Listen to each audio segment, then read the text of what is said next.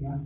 Bahkan kuminta kepadamu juga sungguh-sungguh temanku yang setia, tolonglah mereka karena mereka telah berjuang dengan aku.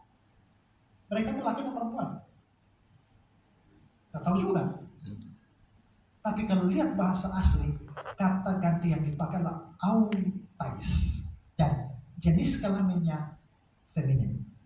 Dari situ kita tahu Eudia dan Sintika itu dua-dua perempuan.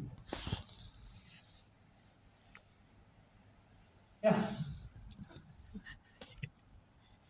Tapi kalau kita tidak punya, bahasa Indonesia tidak punya jenis kelamin, kata-kata ini itu menjadi kesulitan waktu kita terjemahkan.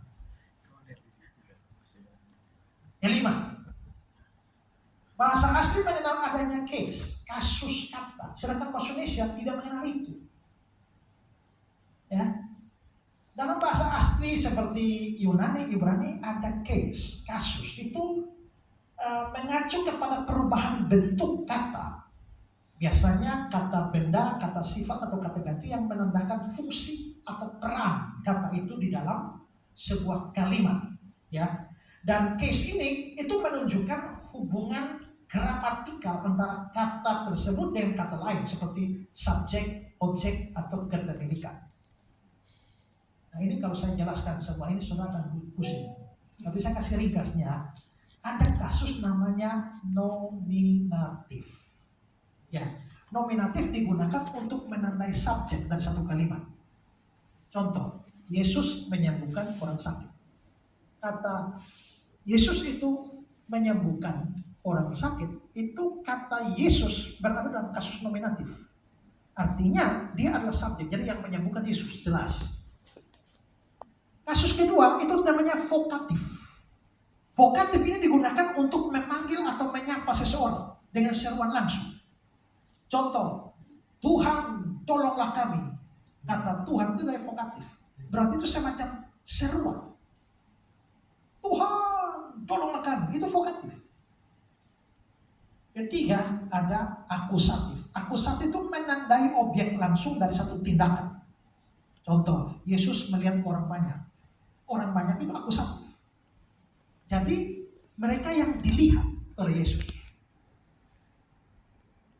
Berikut ada kasus genetif. Genetif itu menunjukkan kepemilikan.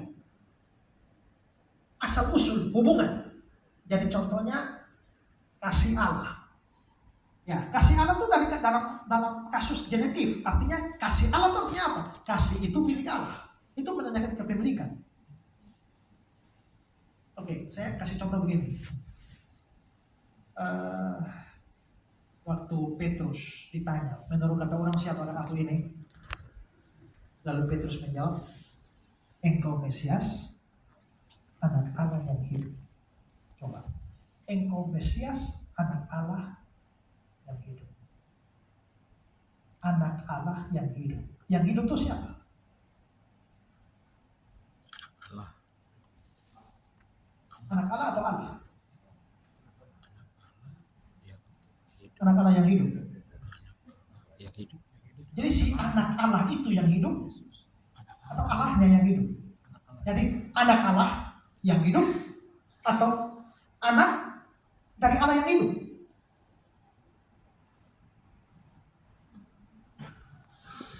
Pusing ya? Ya? Tidak mudah saudara, satu kalimat saja. Kita mau mengartikan sungguh-sungguh tidak mudah. Kalau aku sih itu sama dengan begini. Allah yang hidup. Kemarin saya ngajar di Kupang. Kucing makan tikus mati.